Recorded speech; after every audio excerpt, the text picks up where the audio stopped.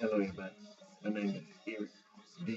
Johnson, also known as BrightShine. Live right here in the city of Memphis, and in the county sheriff in the state of Tennessee. And today's date is early Sunday morning. Excuse me, early Monday morning, December the 5th, 2016, time to 3:45 a.m. And the music you hear in the background is African hip hop. You can find music online today. Um, I'll continue to keep my sister employed right here in this Memphis tri-state area, and I'll continue to further my education, my work online, pursuing my associate degree, studying business administration, concentration marketing, and attorney.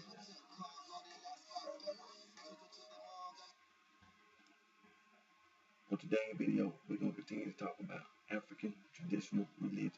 African traditional religion being taught in sub-Saharan Africa in institutions of higher learning, meaning colleges and universities.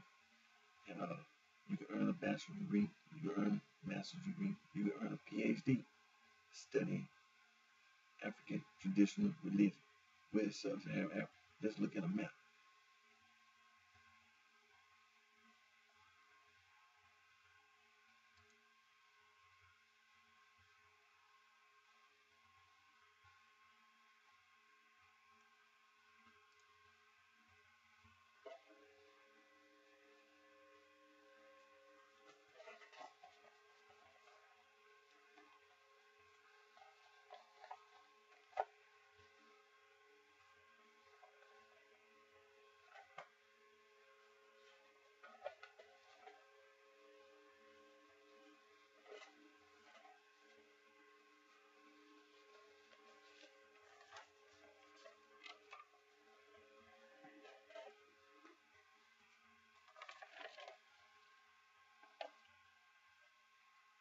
And this is a map, a language distribution map.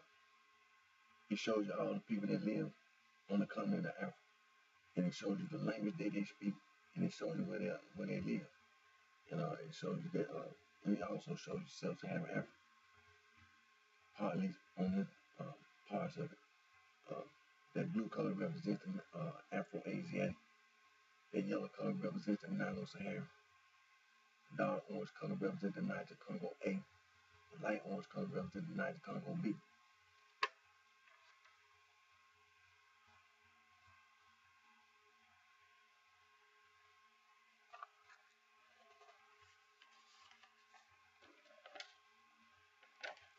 Now, this is the other part of the map, and it shows you sub-Saharan Africa, and it shows you the colors that represent what the colors represent. The blue color represents the Afro-Asiatic. The yellow color represents the Nilo-Saharan. The dark orange color represents the Niger Congo A. The light orange color represents the Niger Congo B, the Bantu. The green color, that's two groups of people. There's two groups of people. The Kwe people are the pastoralists, and the San people are the hunter-gatherers. They are the hunter-gatherers. And over there on the island of Madagascar, that purple lavender color, the Austronesians. The Austronesians are the people that live in Indonesia. And the people in Indonesia, they migrated from Indonesia. They settled, colonized the island of Madagascar. They're not the original inhabitants of the island of Madagascar.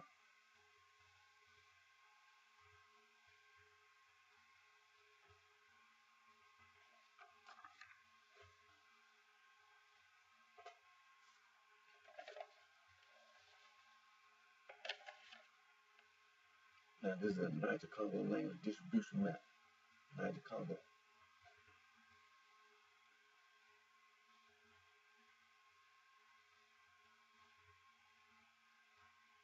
And when I printed this map out of the copy, a little portion at the bottom got cut out. Now this is the Niger Congo language, primary branch, both the Congo, South Bolt, Bantu, Bantu over South Bantu, the other East Benue Congo, the West Benue Congo, and your Kwe, your North Bolt, Kru, Sanupo, your Gur, Volta languages, your Adamawa, your Bungian language, your other primary branch, Kordofan, Mandi, Atlantic, and your Dogon.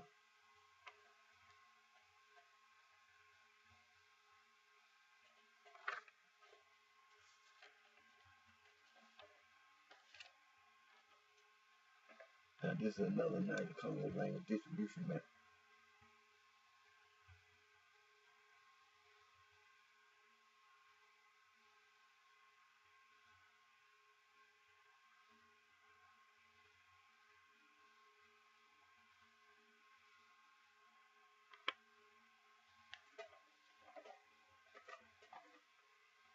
The Atlantic, Molo, Fule, the Mandi, Bambare, Manika, Nayole, the Crew, the Girl, Morlang, the Quay, Bali, the Can, Eagle, the Dogon, the Ijoy, the Alabama, the Bungie language, the Baye, Banda, Zandi, the Quarterfonian, the non-Bantu, Yaruba, the Igbo, the Bantu, Thang, Tiki, Lingale, Mongolian Kundu, the Congo, the Choki, the Lube, Uganda, Rwanda, Burundi, Sukume, Kikuyu, the Bantu, Swahili, the Kawe, Inyanje, Bimbe, Shone, Tisange, Northern Soto, Zulu, Southern Soto, Kosa, Tiswane, and Dange, Umbundu.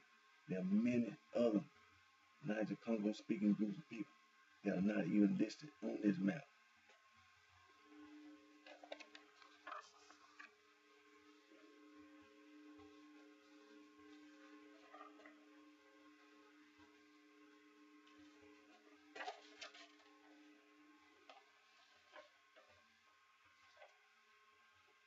Now, this is the Afro-Asiatic language distribution, and it shows you where the Niger or where the Afro-Asiatics pretty much live on the map.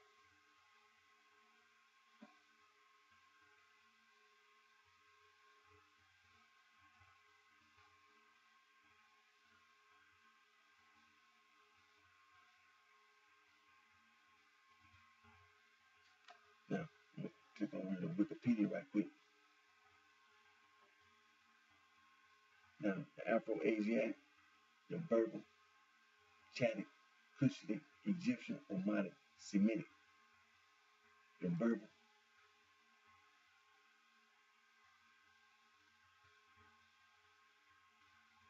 the Berber-speaking population speak one of 6 major varieties of Berber: the Shiite, Kabyle, Atlas the Mizite, Ripien, Shawi, and Tuareg.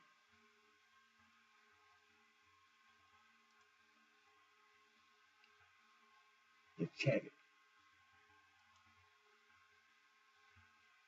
the West Chadic, 2 branches: A, the Hase, Ron, Bali, English language, and B, the Badi, Raja, the Zar language. The Central Chadic, Bu Mandare, had 3 branches: A, the Bure, Kanwi, and Bete, the B, Kadume, and Musku, and C, Gidar. The East Chadic had 2 branches: A, the Tumac, Nasiri, and Kire, and B, the Dandelier, Makulu, Socorro, and then you had your Maasai.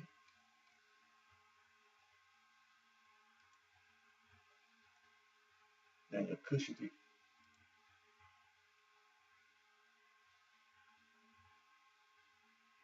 the Cushitic language include the following branches: the Baya, that's the North Cushitic, the Aga languages, Central Cushitic, the Highland East Cushitic, Sidamic, the Lowland East Cushitic, the Daleg language, and your South Cushitic.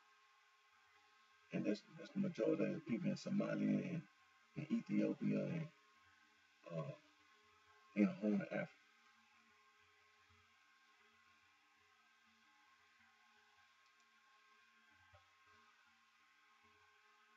Then you had your Egyptian language. Now the scholars grouped the Egyptian language into 6 major chronological divisions: the Archaic Egyptian language, the Old Egyptian language, Middle Egyptian language, the Late Egyptian language, Demotic, and Coptic.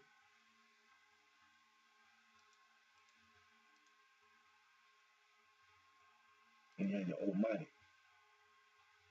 Now the Omatic language is Afro-Asiatic. All these languages are Afro-Asiatic, and mostly in the southwestern Ethiopia. The North and South Omatic branches, Nomadic and Somatic, are universally recognized.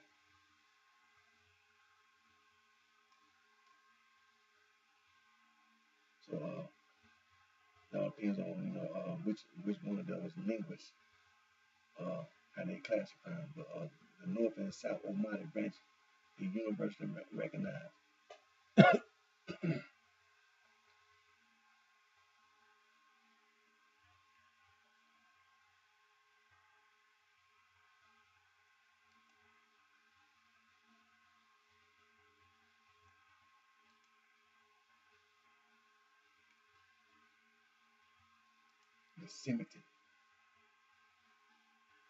The Semitic languages, the most widely spoken Semitic languages today: Arabic, Amharic, Tigrinya, Hebrew, Aramaic, and Maltese. The Arabic, Central Semitic language, and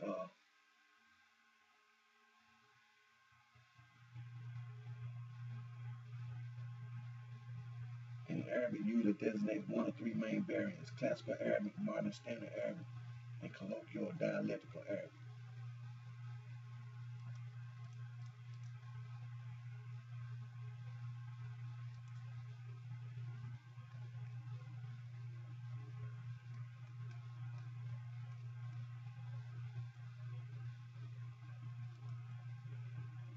Amharic. Amharic is a Semitic language spoken in Ethiopia, and it's the second most spoken Semitic language in the world after Arabic.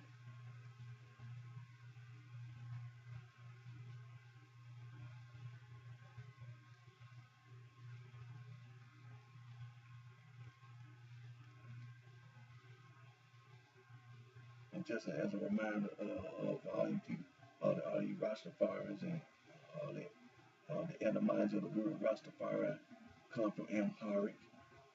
Rastafari was the pre-written title of Haile Selassie I, composed of the Amharic word Ras, literally head, the Ethiopian title equivalent to Duke, and Haile Selassie, pre-written name Tafari. So,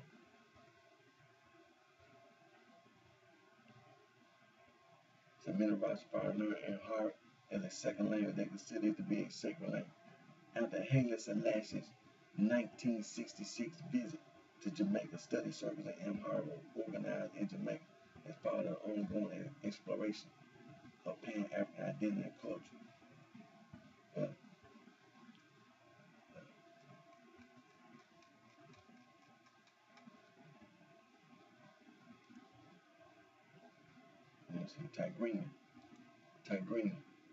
Tigrinya is an Afro-Asiatic language of the Semitic branch. It is mainly spoken in Eritrea and northern Ethiopia in the Horn of Africa.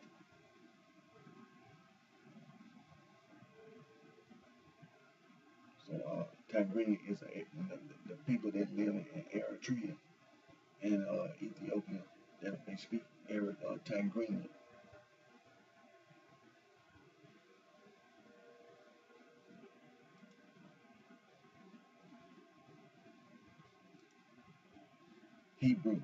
Hebrew is a language native to Israel, and Hebrew belongs to the West Semitic branch of the Afro-Asiatic language family.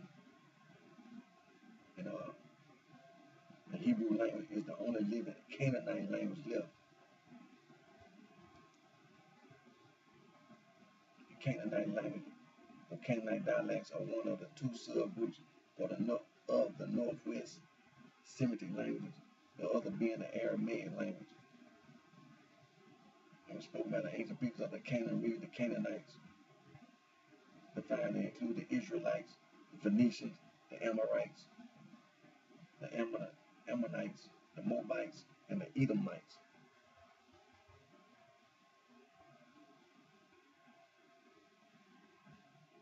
The North Canaan, Phoenician, main sources in Punic, South Canaan, Hebrew, Ammonite, Moabite, Edomite. Then you had the other Ugaritic, their ally inscription, Eronite, Philistine, Semitic, not to be confused with the non-Semitic, assumed Indo-European Philistine language, and the Amorite.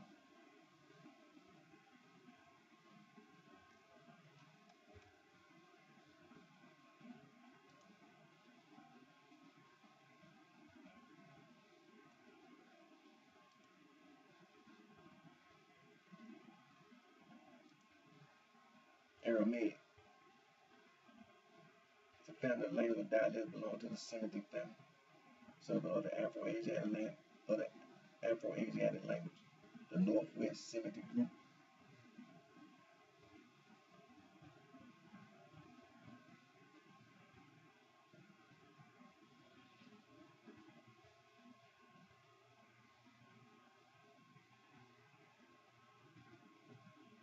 And they North, which include the Canaanite language such as Hebrew and Phoenician.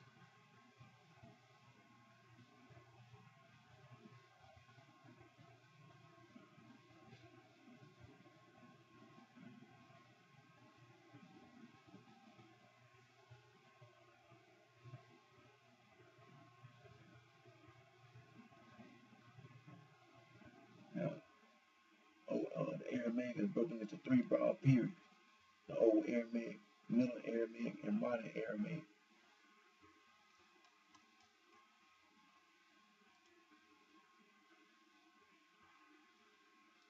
The Maltese is the national language of Malta and the co-official language of the country, alongside English, while also serving as an official language of the European Union.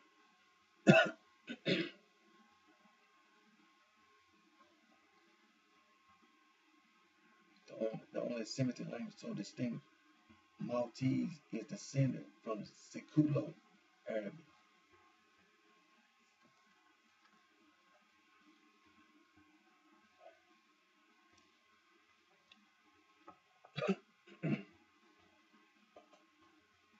Maltese is descended from Seculo-Arabic, the variety of Arabic that developed in Sicily and was later introduced to Malta.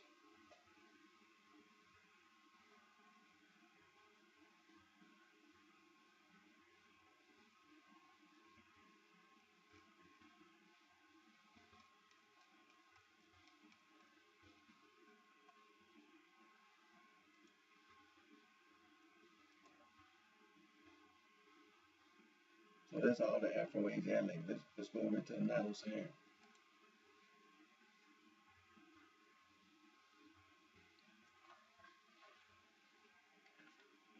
Now let's look at a map. This is a Nilo-Saharan language distribution map.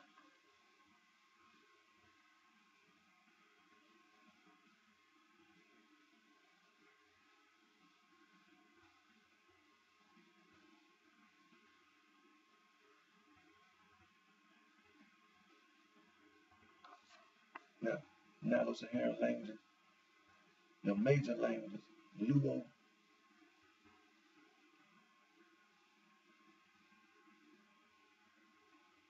Kenya's third largest ethnicity after the Niger Congo speaking Angakuyu and Luye. Now your Kanuri, and then you have Kanimbu, if included. Then you have your Sangye, mostly Zarme.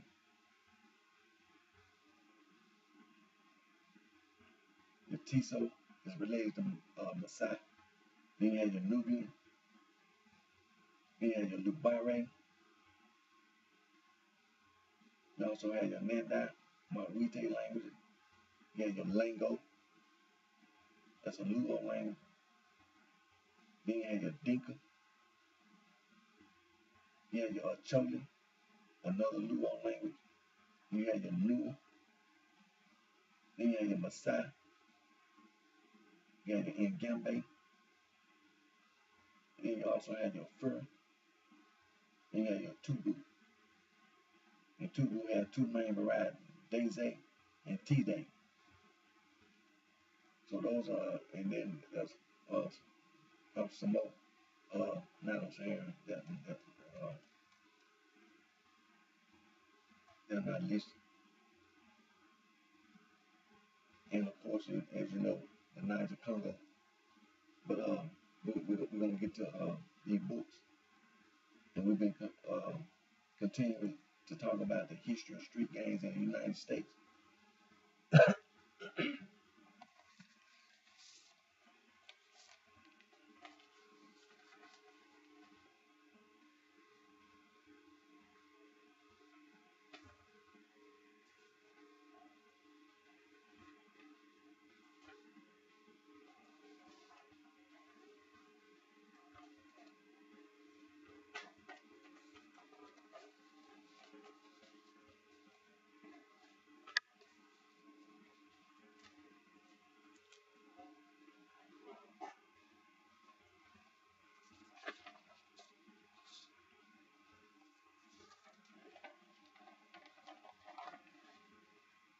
And we've been continuing to emphasize that we need to address this serious problem that we have here in the United States of America, the street gang and the drug gang. And we have a serious street gang, drug gang problem here in the United States of America, such as in the city of Chicago, Illinois, in the city of Los Angeles, California, and such as on the East Coast here in the United States of America, and just around the United States of America, period. And also in Canada and Mexico, Central America, South America, Caribbean, Europe, Asia, Africa, just all around the world. And we continue we gotta continue to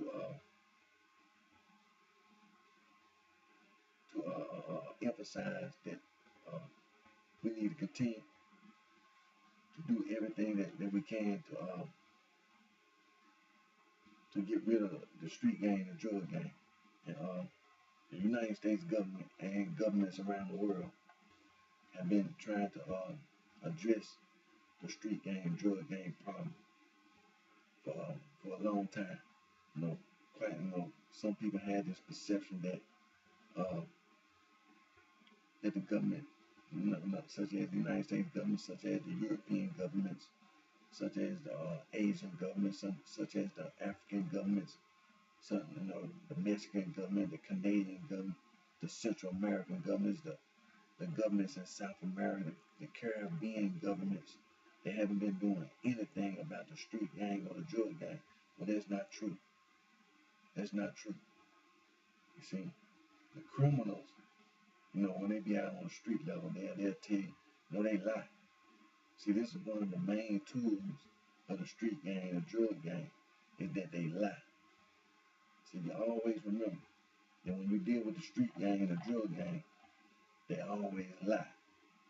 That's the main tool that they use to influence everybody, is that they lie. They try to have influence with everybody. It's by lying. That's the main tool they use, by lying. And the United States government, they passed the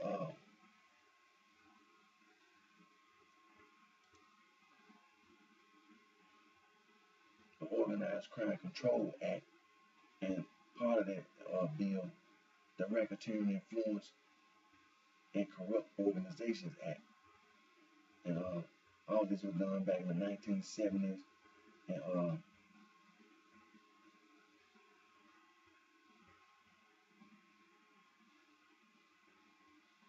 And it really started back in the early 60s. And then the bill got passed, came into effect in the 1970s. Sure. And which was a major step in dealing with street gangs and drug gang, organized crime. And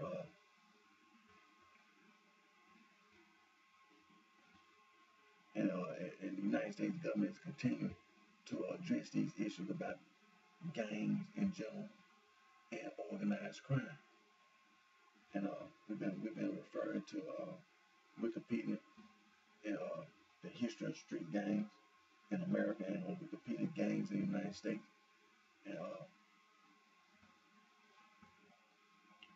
but we've been referring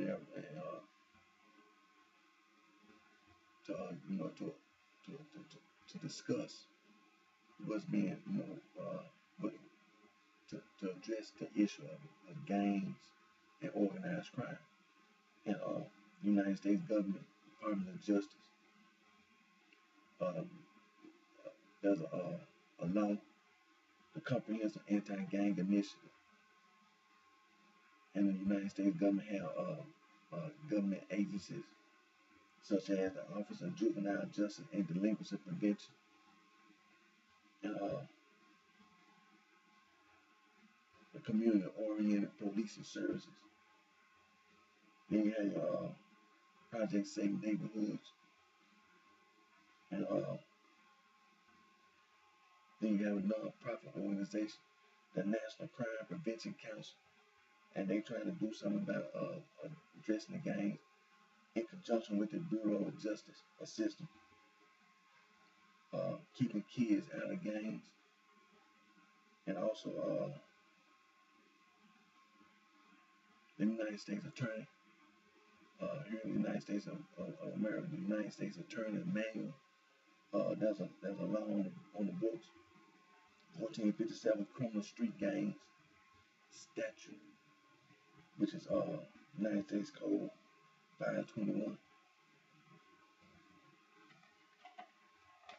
And also the United States Government Centers for Disease Control and Prevention,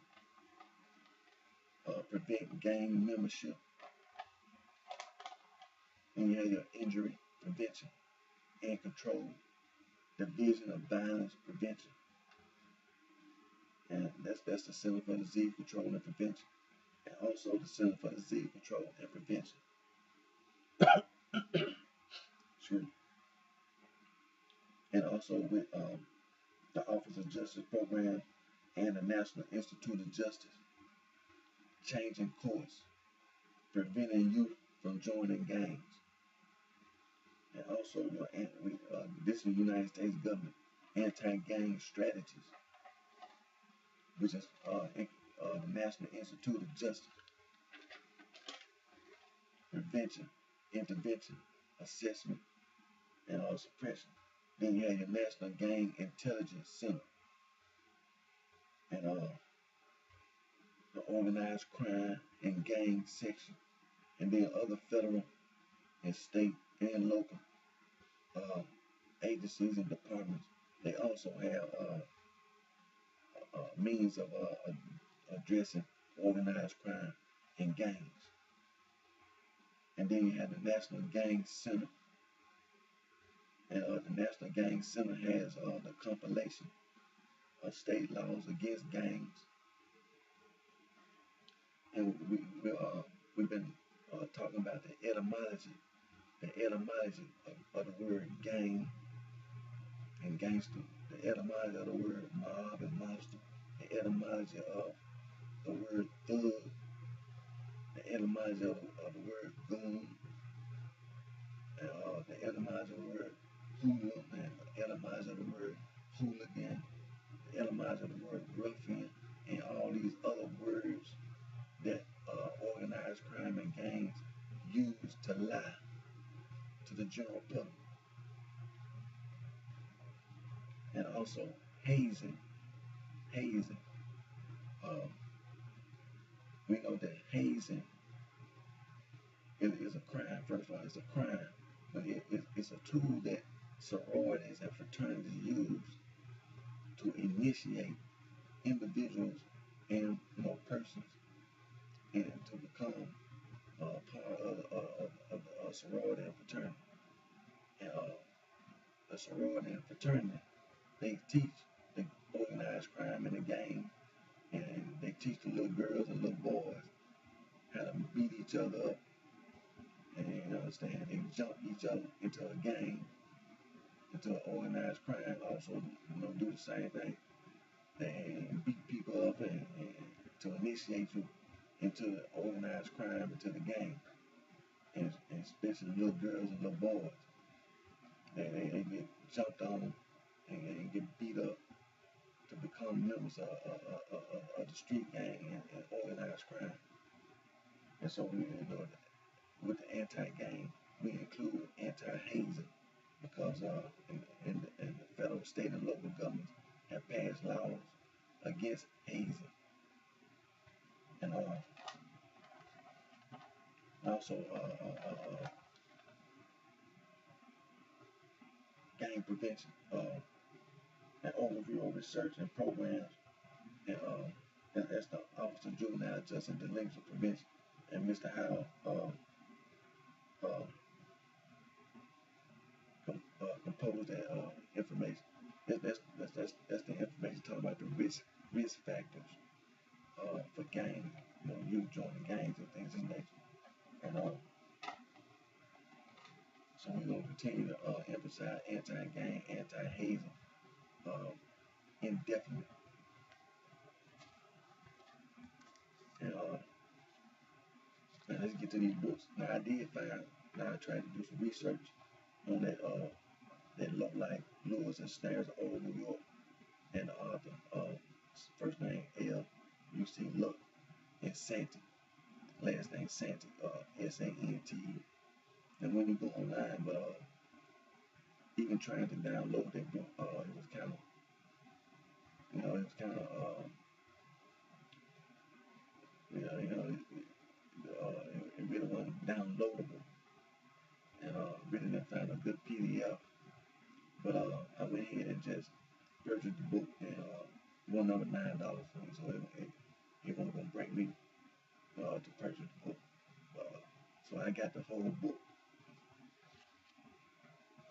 And so, like I said, we've been referring to okay, to the introduction, and the National Gang Center Bulletin, History of Street Gangs in the United States, and we've been referring to the introduction, and there are 3 books that are mentioned that we've been referring to in the introduction, and also in Wikipedia, gangs in the United States, because as you know, both information are the same, because when you scroll all the way down to Wikipedia to the references, you're going to see National Gang Center. It's the same information. And so we have been referring to these 3 books that's in the introduction. The first book, A History of Crime in England, illustrating the changes of the laws and the progress of civilization. And the author of that book, Luke Owen Pike. And the other book we've been referring to, Hooligan, A History of Respectable Fears. And the author of that book is Jeffrey Pearson, and first name spelled Geoffrey. And another book we've been referring to is Lowlife, Lures and Snares of Old New York. And the author of that book is Luck, spelled L-U-C, and last name Santee, S-A-N-T-E. And let me see here, page 276, 277.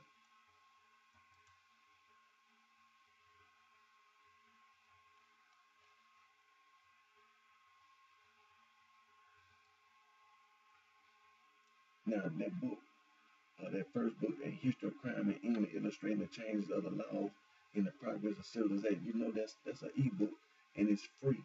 It's a free ebook. It's free. You go to Google Books. The address, the web address is books.google.com, and then put the title of the book. But for everybody that's listening, when you go to Google Books, it's telling you that it's an ebook and it's free. It's free for everybody. It's free. So you don't have to worry about downloading it or anything. It's free. Now that like the low light book, when I went over to Google Books, see, it wasn't free. But I mean, so I went ahead and just purchased the book for $9. Now I'm gonna scroll over here to book page 277.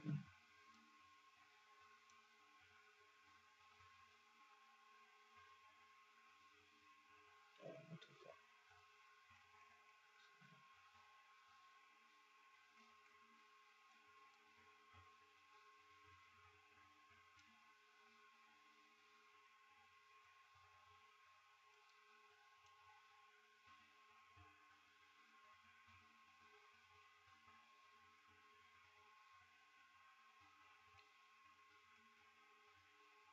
It starts on page 274, and you'll see the title, Highway Robberies. You'll see the title, Highway Robberies. And you go over here to 277,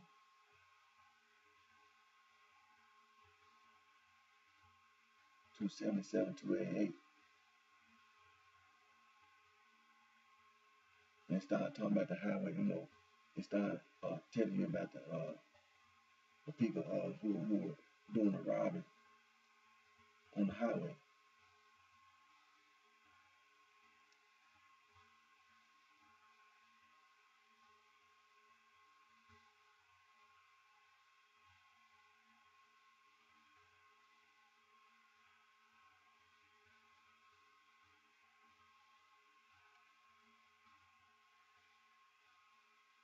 So, okay, so that's the book, The History of Crime and England, illustrating the chain of laws and the progress of civilization. Now let's refer to this PDF.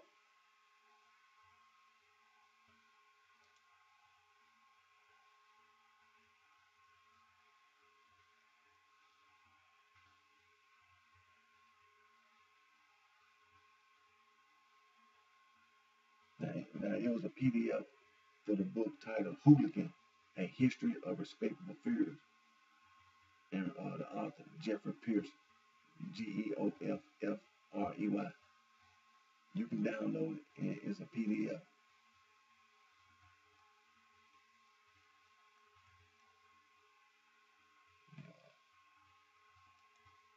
Zoom in a little bit. Let me refresh so right quick.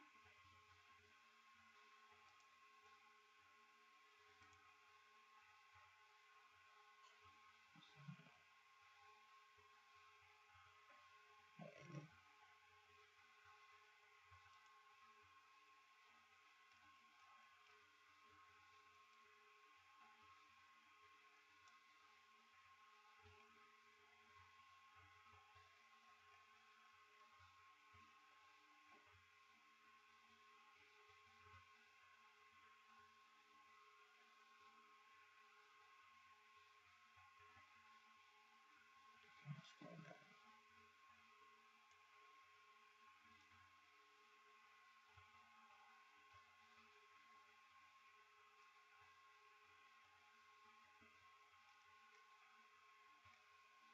Okay, let's see, page 187, 188. And what we're referring to right now is when you go over to the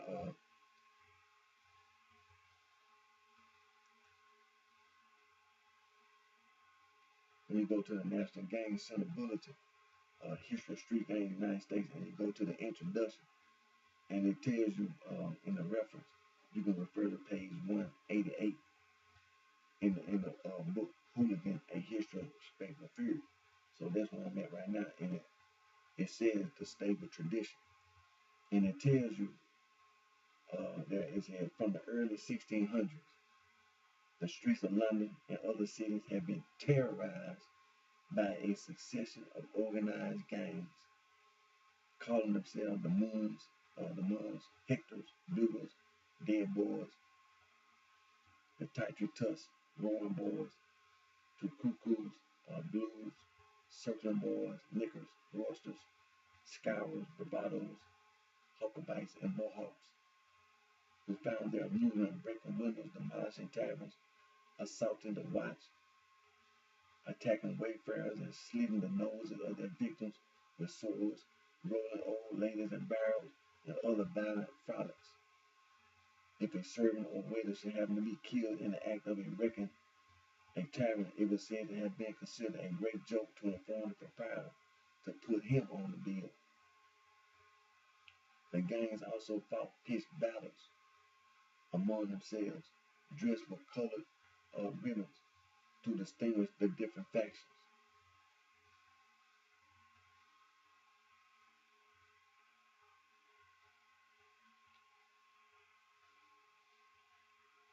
And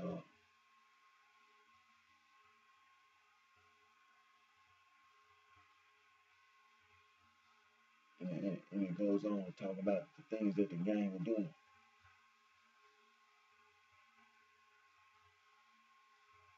So everybody go first. So let's go over here to low life. Let me see what page.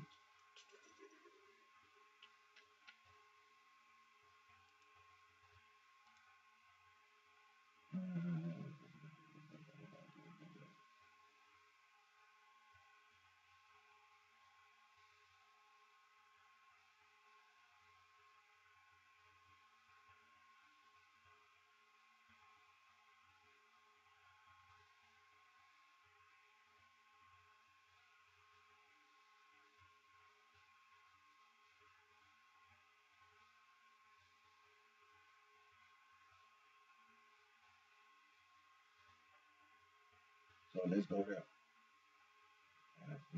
Get back over here.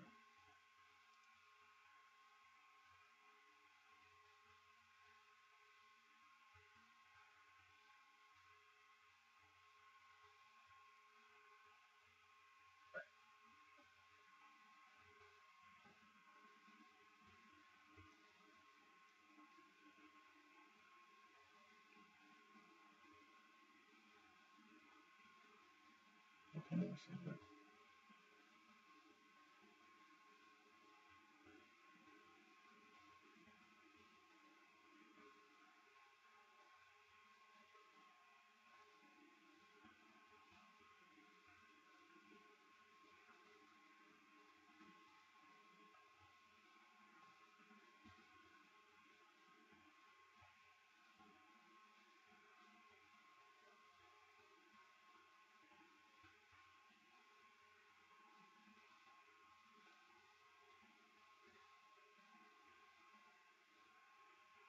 Okay.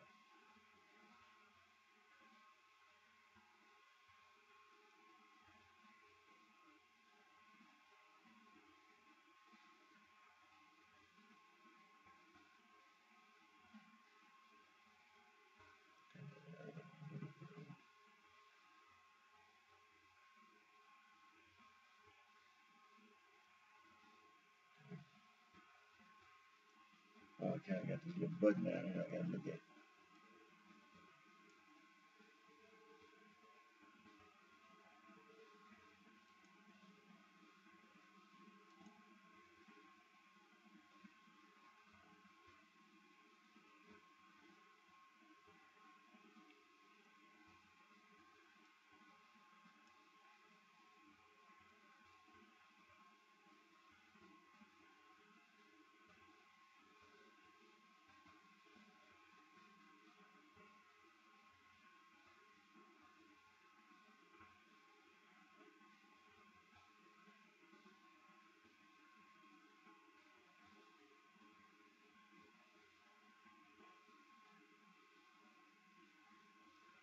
Okay, let me see here.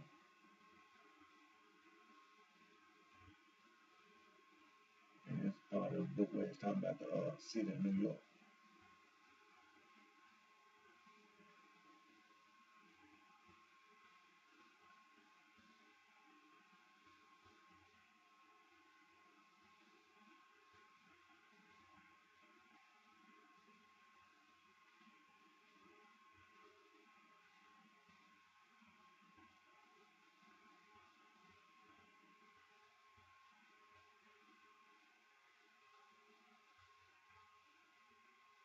I got the whole book. Got the whole book.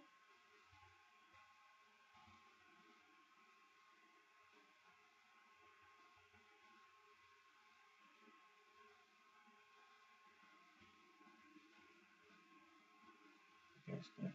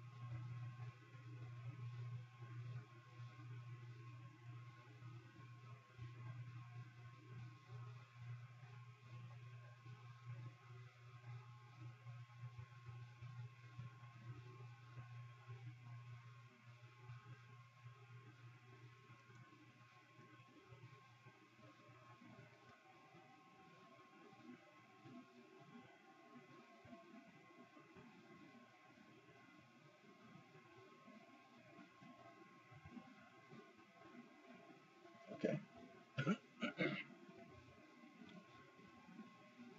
You can go to when you're reading the book, you go to the part where it says gangland, and it talks about the gangs. It said a basic unit of social life among young males in New York in the 19th century was, as it perhaps is still and ever more shall be, the gang.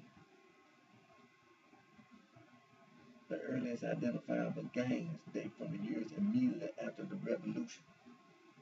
In the late 18th century, there were 5 major groups.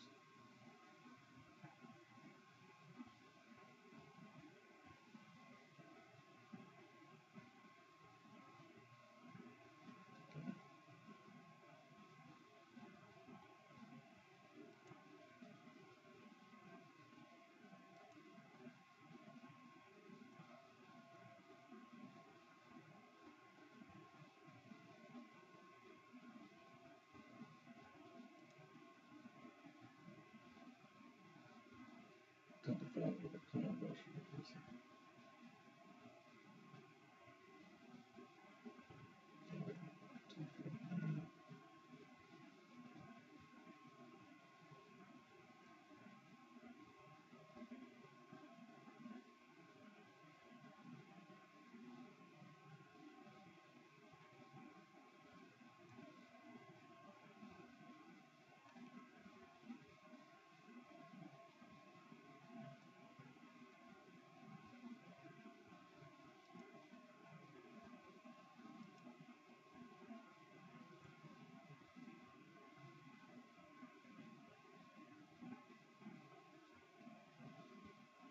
Okay, let me see.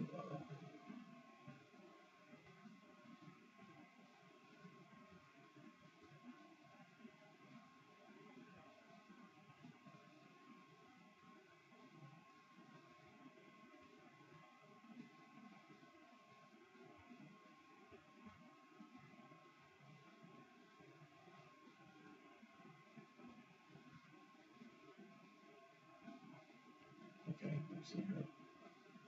The page, okay, turn to page 249. I gotta get used to this little button. Okay, but then that's where it's talking about the gangs in this chapter.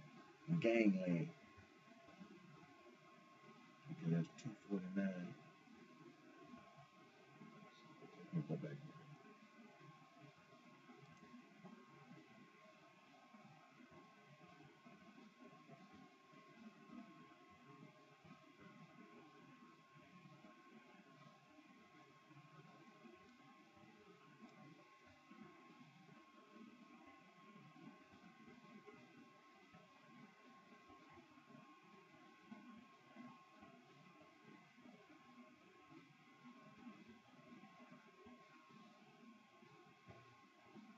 40 Thieves. Then talk about the 6 war games.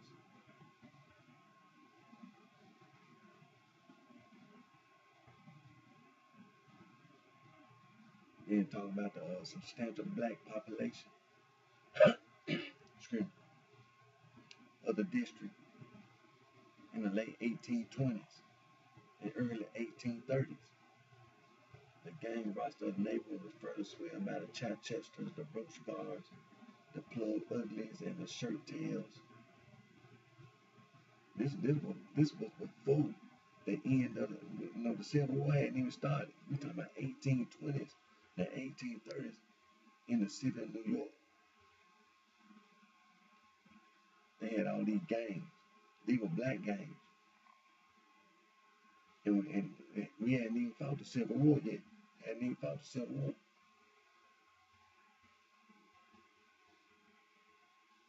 Then they talk about the Chinese tongue.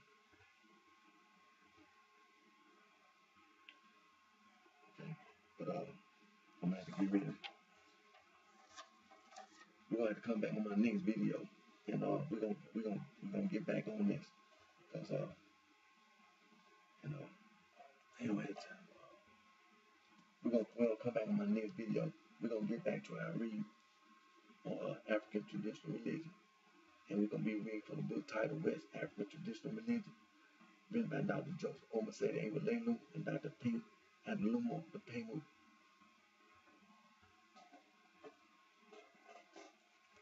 And another book, African Traditional Religion Definition, written by Dr. E. Aloja Adowu.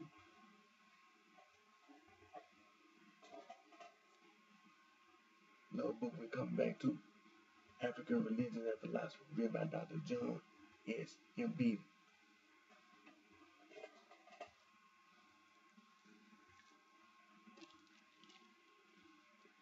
And the other book we're coming back in my next video, Concepts of God in Africa, written by Dr. John S. M.B.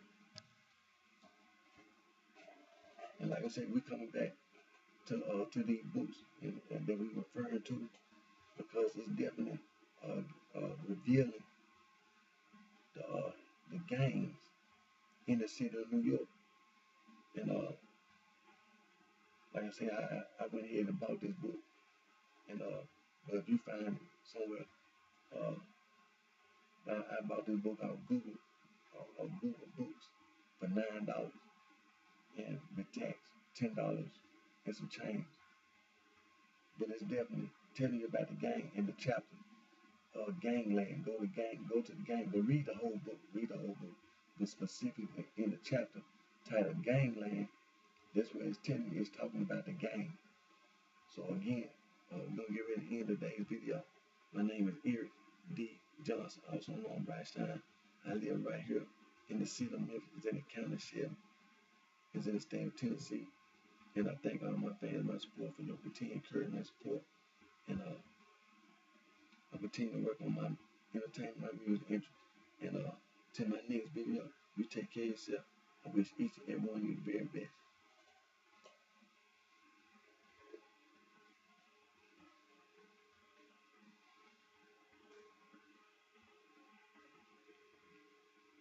Thank you.